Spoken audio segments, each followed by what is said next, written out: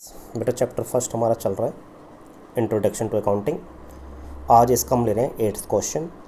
What is made by accounting information, also explain the types of accounting information. Accounting information बेटा financial statement को refer करती हैं।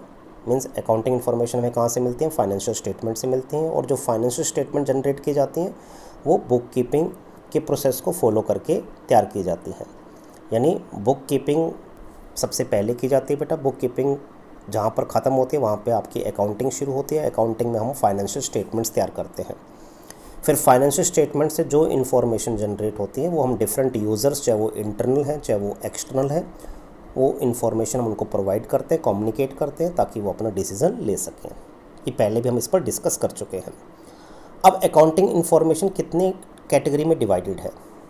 Accounting information 3 categories में divided है बेटा। Number 1 information relating to profit और loss, second information relating to financial position, and number 3 information about cash flow. जो first है बेटा इन्फॉर्मेशन रिलेटिंग टू प्रॉफिट और लॉस। फाइनेंशियल स्टेटमेंट में एक स्टेटमेंट तैयार होती है जिसका नाम होता है इनकम स्टेटमेंट। इनकम स्टेटमेंट के थ्रू हमें ये पता लगता है कि बिजनेस ने कितना प्रॉफिट अर्न किया है और कितना लॉस इनकर्ड किया है। इनकम स्टेटमेंट में 2 अकाउंट्स तैयार किए जाते हैं, trading account and profit and loss account. Trading account तैयार करने से हमें इंफॉर्मेशन मिलती है ग्रॉस प्रॉफिट और ग्रॉस लॉस की, और प्रॉफिट एंड लॉस अकाउंट तैयार करने से हमें इंफॉर्मेशन मिलती है नेट प्रॉफिट और नेट लॉस की। मीन्स ट्रेडिंग अकाउंट तैयार करेंगे तो हमारे पास ग्रॉस प्रॉफिट ग्रॉस लॉस निकल कर आएगा, प्रॉफिट एंड लॉस अकाउंट तैयार करेंगे तो नेट प्रॉफिट और नेट लॉस निकल कर आएगा। ये सब कुछ आप बेटा जब ये चैप्टर करोगे फाइनेंशियल स्टेटमेंट का तब आपको सब कुछ क्लियर होगा। तो हमें इंफॉर्मेशन मिलती है इनकम स्टेटमेंट से प्रॉफिट और लॉस की।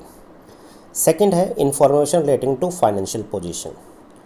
फाइनेंशियल स्टेटमेंट में एक स्टेटमेंट और बनती है जिसका नाम है positional statement, that is balance sheet. तो बैलेंस शीट से भी हमें कई इन्फॉर्मेशन मिलती हैं, कई इन्फॉर्मेशन जनरेट होती हैं।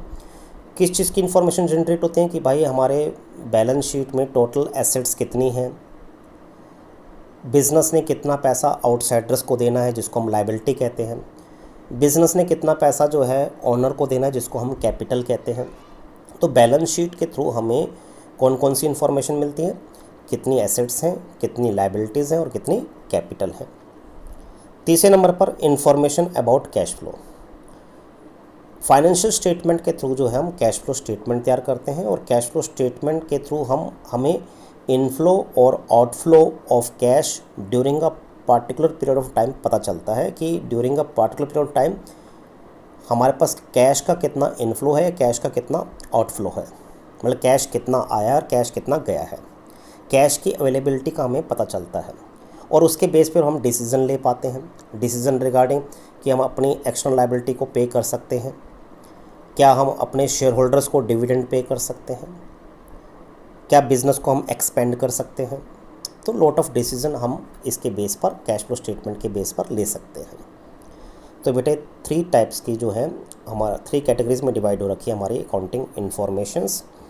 तो इस क्वेश्चन हमने सीखा कि अकाउंटिंग इन्फॉर्मेशन क्या होती हैं और ये कितनी कैटेगरीज में डिवाइडेड है।